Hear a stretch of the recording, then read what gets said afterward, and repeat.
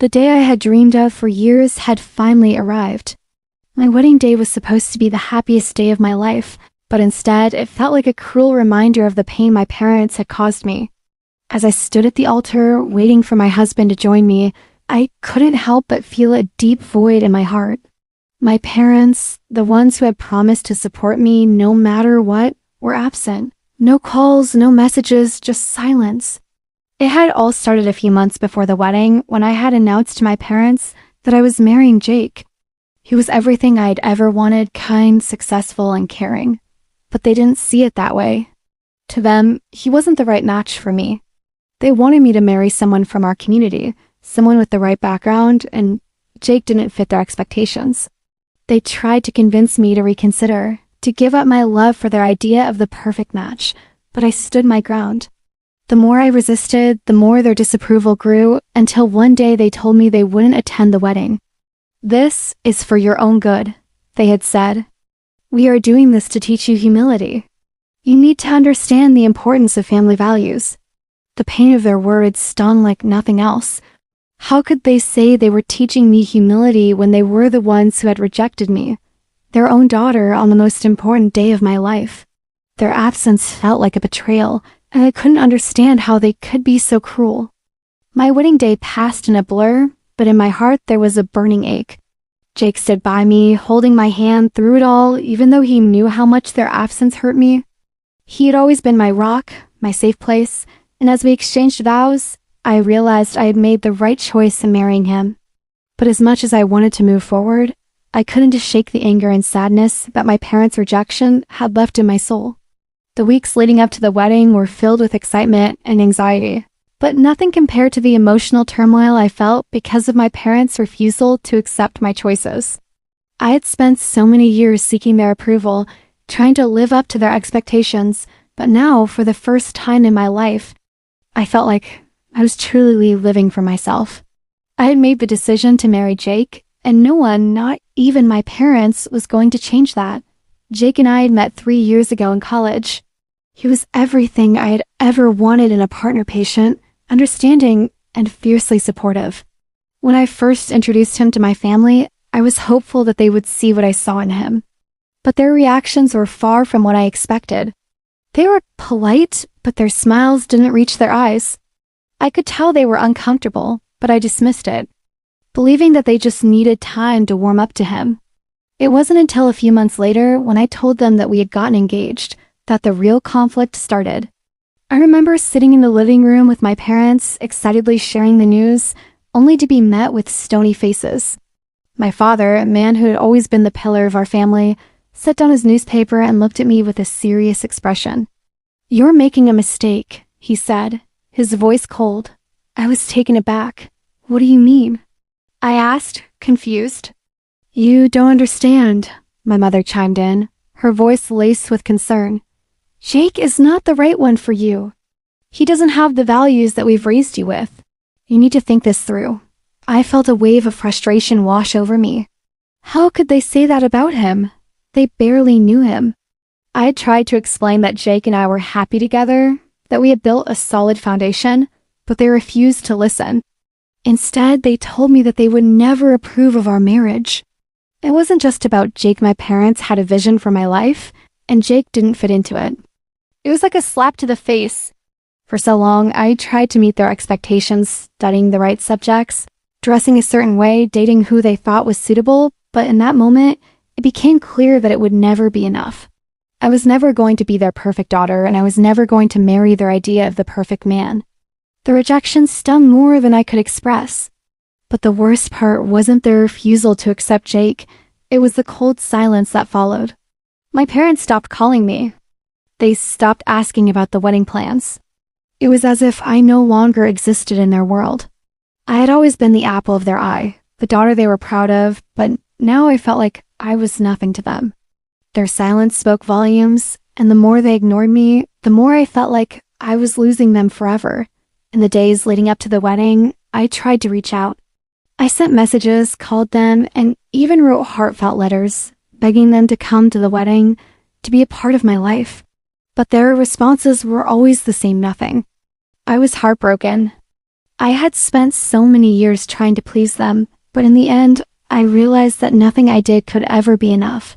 The wedding day arrived, and I was surrounded by friends, family, and people who loved me, but the emptiness in my heart was impossible to ignore. The hole that my parents' absence had left was something I couldn't fill. I stood at the altar waiting for Jake, and all I could think about was how my parents should have been there with me. I wanted them to be proud of me. I wanted them to see that I had made the right choice. But they were gone, and all I had was the echo of their rejection. Jake could sense my pain, and he tried his best to comfort me, but I couldn't shake the sadness that had taken root in my heart. As we exchanged vows, I couldn't stop the tears from falling. I wasn't just mourning the loss of my parents' approval. I was mourning the loss of a relationship I had spent my whole life cherishing. They had turned their backs on me, and in doing so, they had made me feel like I was unworthy of their love. The reception was a blur. I smiled through the night, dancing with Jake and our friends, but inside, I felt hollow. I couldn't shake the feeling that something was missing, something that should have been there. I kept scanning the room, hoping to catch a glimpse of my parents walking through the door, but it never happened. They never showed up. I remember sitting down at one point, exhausted from all the socializing, and looking out at the happy faces around me. I felt guilty for feeling so down when I should have been celebrating. I was married to the man I loved, surrounded by people who cared for me, yet I couldn't escape the feeling that my life wasn't complete without my parents' approval. Jake sat beside me and took my hand. "You're amazing, you know that?" he said softly. I looked at him and smiled weakly, but my heart wasn't in it. "I just wish they were here," I admitted, my voice cracking. "I wish they could see how happy I am." Jake squeezed my hand. "I know, babe. I know. But they're missing out. You don't need their approval to be happy. You've got me, and that's all that matters." As much as I appreciated his comforting words, I knew that deep down, I needed something more. I needed my parents to understand that I wasn't just making this choice for myself. I was making it for the love I had for Jake, for the life we were going to build together. But they had rejected me, and nothing I did would change that. The pain of their absence lingered long after the wedding ended. I wanted to move on, to start my new life with Jake, but the hurt kept resurfacing. I felt like a part of me had been taken away, and it was a loss that I wasn't sure I could ever recover from. Days turned into weeks, and I tried to put the wedding behind me. Jake and I moved into our new apartment, and life slowly started to feel normal again. But no matter how hard I tried, the pain of my parents' rejection still haunted me. I kept waiting for them to reach out, for them to come to terms with my marriage and offer their blessing, but it never happened. Their silence spoke louder than anything else. I knew that Jake was right. My happiness didn't depend on their approval. But part of me still longed for their acceptance, for them to see that I was doing the right thing. It was a battle I wasn't sure I was ready to fight. But one thing was clear. I had made my choice. And no matter what, I wasn't going to let their rejection define me. The journey ahead would be difficult, but it was a journey I would take with Jake by my side. He was the love of my life, and together we would face whatever challenges came our way. And someday, when the time was right, I would find the courage to confront my parents and show them that I was strong enough to live my life without their approval. A few weeks after the wedding, Jake and I had settled into our new life. We had rented a cozy apartment in a quiet neighborhood, far enough from the hustle and bustle of the city, but close enough to all the amenities we needed. It felt like a new chapter of our lives, and I tried to focus on the happiness that Jake brought me. But the weight of my parents' rejection still loomed over me. Every time I thought about them, a rush of anger and sadness mixed together, making it hard to breathe. I kept asking myself why they had done this, why they had refused to be part of my most important day.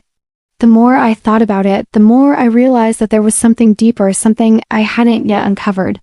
It was a typical Tuesday evening when Jake came to me with the news that would change everything.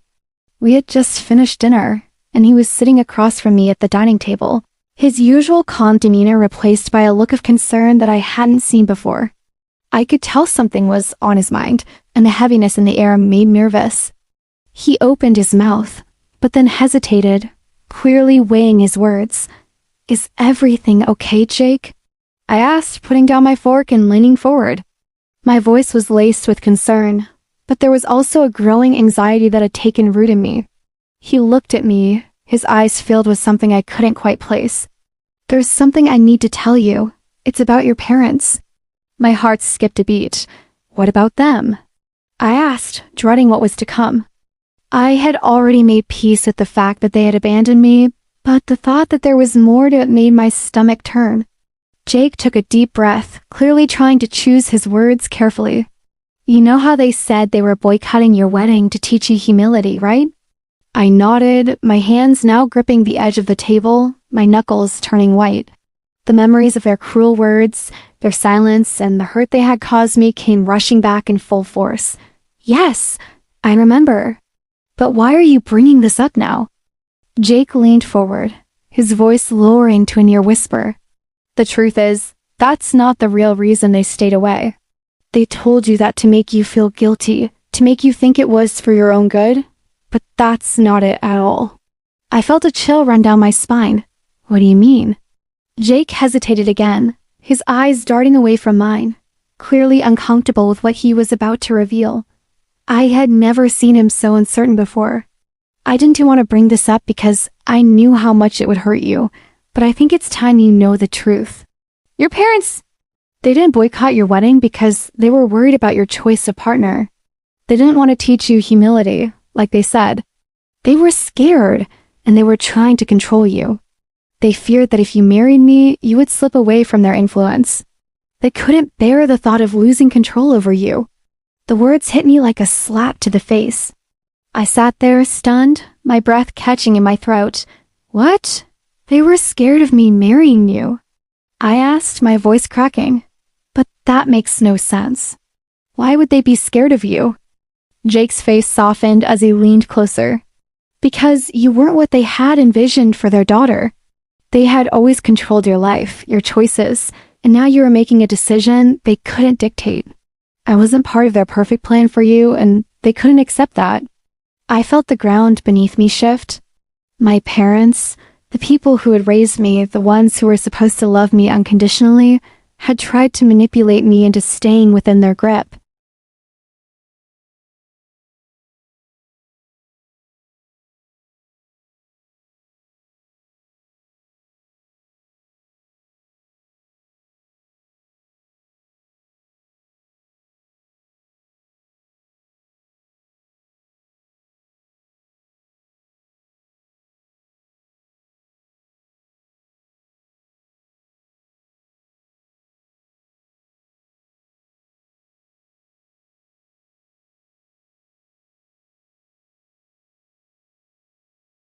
I know how hard this is to hear, but I want you to understand that you deserve better than that. You deserve to be with someone who values you, who respects you, and who lets you live your own life. They've tried to control you for so long, but now it's time for you to take control of your own happiness. I felt a deep sense of betrayal settle in my chest. How could they have done this to me? How could they have hidden their true intentions behind a veil of concern and love? The more I thought about it, the angrier I became.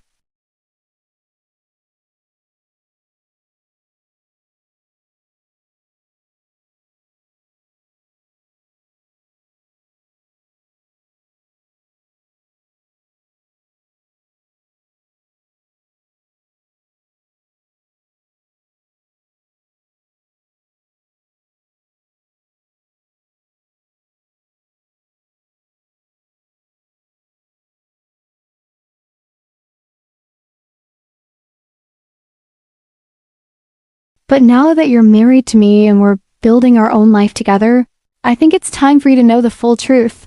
You have every right to be angry, and you have every right to make your own decisions from here on out. I felt a rush of emotions, anger, betrayal, confusion, and even relief. For the first time in a long while, I felt like I was seeing things clearly. I had been living in the shadow of my parents' expectations for so long, and I'd allowed their opinions to dictate my choices. But now I realized that I was free.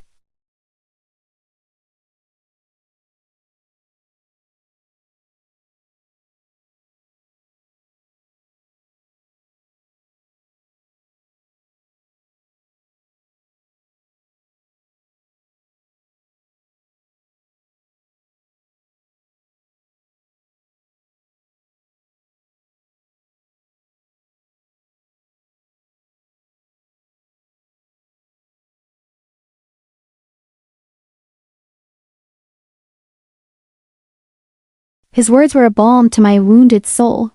I had been so focused on the pain my parents had caused me that I had forgotten that I had a family of my own now. I had Jake, and he loved me for who I was, not for what my parents wanted me to be. I didn't need their approval anymore. I had everything I needed in him. But even as I clung to the comfort of Jake's love, the reality of what had happened still weighed heavily on me. I couldn't ignore the fact that my parents had tried to control me. They had used their power, their influence to dictate my life, and I had let them.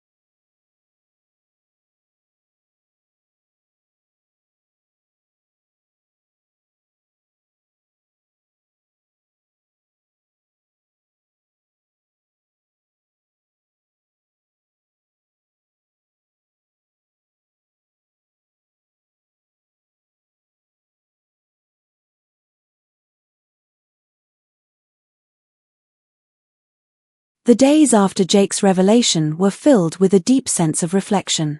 Everything that had happened, everything I had accepted as truth, seemed to unravel before me. My mind swirled with a mixture of anger, sadness, and the faintest thread of hope that I could somehow fix the rift between me and my parents. But as I sat there in the quiet of our apartment, I realized something that felt like both a revelation and a heavy burden. My parents, for all their faults, were not the ones who had hurt me the most. I had hurt myself by not trusting myself, by not standing up for who I was sooner. And now, I was in control of my future, no matter how messy it felt in the moment. Jake had been my constant through it all. His steady presence was a balm to the raw emotions I grappled with. But even he knew that my journey wasn't complete without confronting the past. Without confronting my parents. I had spent too many years seeking their approval, and it was time to stand up for myself. Not out of vengeance, but for my own peace. It wasn't until weeks later, as I sat with Jake over a quiet dinner, that I made the decision to call my parents. It was a moment I had been avoiding for so long, knowing that this conversation would either open a door to reconciliation or force me to close it completely. I had been running from the idea of having a real conversation with them, afraid that the words I said would drive them further away. But Jake's support was unshakable, and I knew I had to do this. It wasn't just about confronting their actions, it was about confronting my own fears and doubts. "Jake," I said, my voice trembling slightly as I looked at him across the dinner table. "I think it's time." Jake looked up from his plate, sensing the weight of what I was saying. "Time for what?" "To talk to them," I replied, my voice a little stronger now. "I need to speak to my parents. I need to know why they did what they did. I need answers. And I need to tell them that I'm not going to let them control me anymore." He nodded, his eyes filled with understanding and encouragement. "You're ready. And no matter what happens, I'm here for you." I exhaled deeply, feeling the weight of the decision pressing down on my chest. It wasn't going to be easy, but it was necessary. I couldn't keep carrying around this emotional burden, this unfinished chapter of my life. I had to face it head on. The next morning, I woke up with a sense of purpose, albeit mixed with dread. I knew what I had to do, but the fear of their rejection still loomed in the back of my mind. It wasn't just the fear of losing them, it was the fear of what I might uncover in the process. Could I handle the truth? Could I face the parents who had raised me, only to turn their backs when I needed them most? Jake had already left for work, but I could feel his love and support surrounding me as I prepared to make the call. With a deep breath, I picked up my phone and dialed my mother's number. The ringing echoed in my ear as I waited, the seconds stretching into what felt like an eternity. Finally, she picked up. "Hello," Her voice sounded distant, cold, almost like she was unsure of how to speak to me. I swallowed hard, my throat tight. "Hi, Mom. It's me." There was a long pause. I could almost hear her thinking about what to say next. "Oh, you're calling. I didn't expect you to. What is it?" Her tone stung, but I refused to let it break me. "I need to talk. It's been a while, and I think it's time we had a real conversation. About everything. About the wedding, about why you and Dad stayed away." Another silence hung between us, thick with years of unspoken words. But I was done with silence. I was done being afraid. "I don't know if you even realize this, but you hurt me, Mom. You and Mom. You and Dad both. I've spent so long trying to make you proud, trying to meet your expectations, and when I needed you most, you weren't there." She sighed, a long, drawn-out breath that told me she was processing the weight of my words. "We didn't think you understood. We thought you were making a mistake, and we didn't want you to regret it later." I clenched my fists, holding back the anger that threatened to surface. "But you didn't even give me the chance to explain.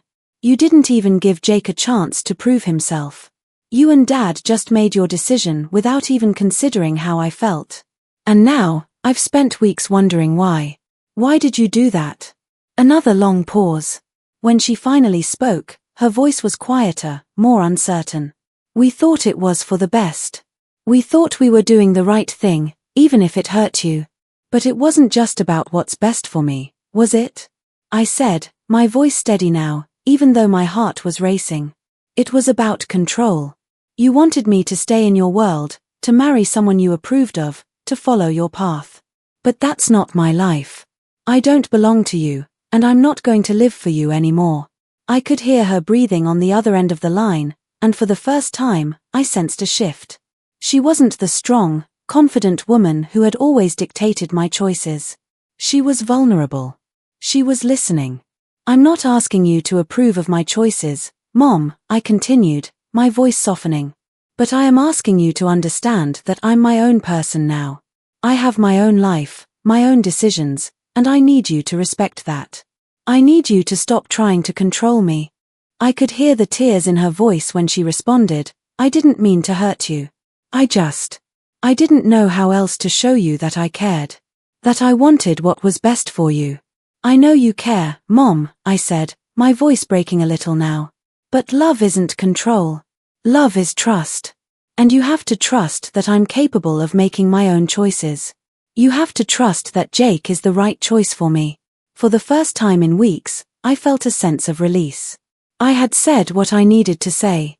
And though the road to healing was far from over, I knew that this conversation was a necessary first step. Later that evening, after the call ended, I felt a strange mixture of relief and sadness. I had finally said everything I needed to say to my mother. But the conversation wasn't over. I still had to talk to my father. I didn't want to wait. I didn't want to sit with the uncertainty any longer. So, I called him.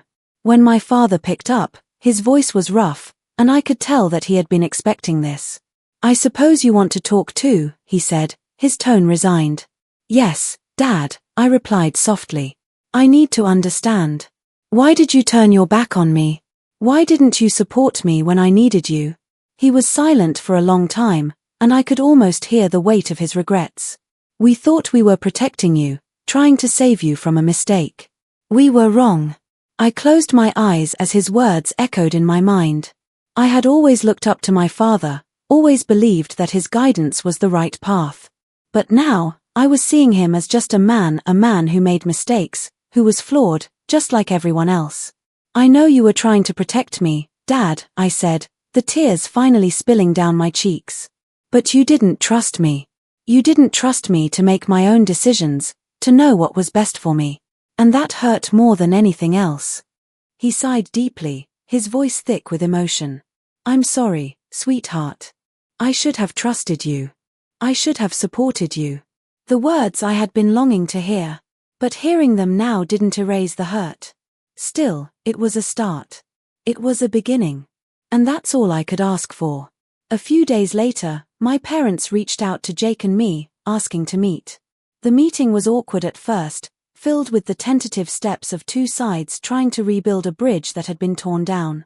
But as the conversation continued, I could feel the walls slowly coming down. "I can't change the past," my father said, his voice filled with sorrow. "But I can try to be a better father going forward." I nodded, the words bringing both comfort and pain. "That's all I can ask for." And as I looked at my parents, no longer the perfect figures I had always believed them to be, I realized that they weren't the ones who needed to change. It was me. I had grown stronger, more self-aware, and more in control of my life. This was no longer about them. This was about me, about owning my choices, my happiness, and my future. It wasn't a perfect reconciliation. It wasn't a fairy tale ending. But it was real. And sometimes, that's all we need to start again. With Jake by my side, and my parents slowly beginning to understand my need for independence, I knew this was the beginning of something new, a journey of healing, forgiveness, and, most importantly, self-empowerment. The road ahead wasn't easy, but it was mine. And for the first time in my life, that was enough.